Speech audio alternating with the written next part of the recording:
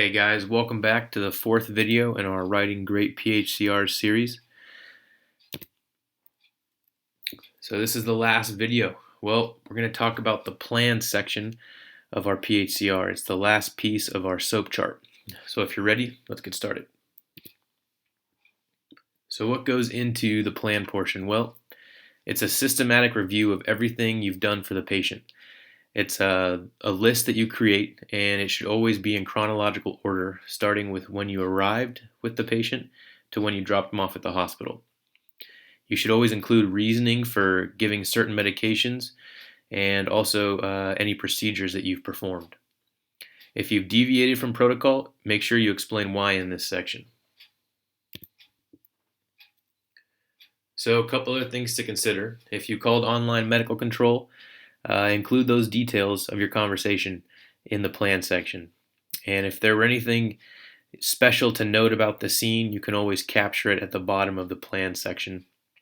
You can even write note or whatever you'd like just to remind yourself of certain details that were a part of this call. So here's an example of a plan. Arrival, patient found sitting in his recliner. Vital signs, aspirin administration, 4 lead EKG, 12 lead EKG, IV line, transfer to the gurney via stand and sit, nitroglycerin, transfer to ER code 1, vital signs, nitroglycerin again, fluid bolus, vital signs, arrival at ER, verbal report given to MD and RNs, patient left in ER room 12 with bed rails up. So keep in mind, most charting softwares out there are going to have a notes section for each procedure you performed. So you can also capture little notes about why you gave certain medications or little notes about different procedures you performed on that kind of treatments and assessments tab that you might have. However, if you don't have that section, go ahead and add that here in your plan. So we've now seen all four components of the SOAP chart: the subjective, objective, assessment, and plan portions. So if you need to, watch our patient interaction video one more time, and then we're going to go look at a complete SOAP chart. So here it is. Compare yours to ours, and we might have assumed a couple details that you didn't necessarily, so don't worry about that if there's some subtle differences, but take a look at it and see what lined up and what didn't. What could you have done differently? What could you have added? What did we do that you might not have done? Just ask yourself a bunch of questions and answer them by looking at the differences between our chart and your chart. So let's take a look at this. Subjective, Medic 5, dispatch code 3 for difficulty breathing. Patient is a 24-year-old female whose chief complaint is difficulty breathing for the past hour. Patient states she was watching TV when the difficulty breathing started. Patient states she has a history of asthma. States her chest feels tight. Rates her difficulty breathing at an 8 out of 10. And she's allergic to penicillin. And she takes albuterol to control her asthma. And she states that she last ate breakfast. Medic 5 arrived to a blank room with a female found sitting in a chair in the tripod position.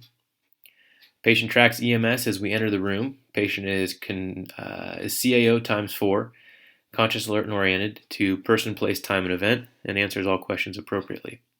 Airway, open and patent. Patient is able to speak in full sentences and swallow with no difficulty.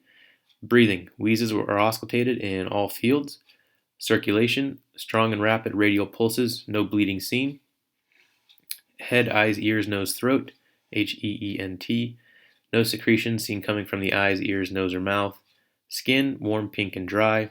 Neck, trachea's midline, no JVD, no accessory muscle use. Chest, equal rise and fall seen with inspiration and expiration. Abdomen, soft and non-tender to palpation. Pelvis, not assessed. Extremities, moves all extremities times 4. A, possible exacerbation of asthma. And P, arrival, introduction, exam, vital signs, history, and transport. So I want you to take a few minutes and ask yourself, what are some more details we could have added to this chart? There's a few things that we could add to it to make it better. See if you can answer those on your own, and then come back and see what we say. Okay, well, let's keep going. Some of the things we could have added, we didn't add anything in the objective about dropping the patient off, where we took them, how we responded. However, that wasn't given to us in the call, so or in the patient interaction video, I should say. Other things, we could have added some more details that we might have noticed in the back of the ambulance, but again, we weren't given that in the video. But other than that, what did you find? Go through those questions you had, and if you have any comments, concerns, or questions you'd like to ask us, you can always send us an email, info@emtprep.com, and we'd love to help you out.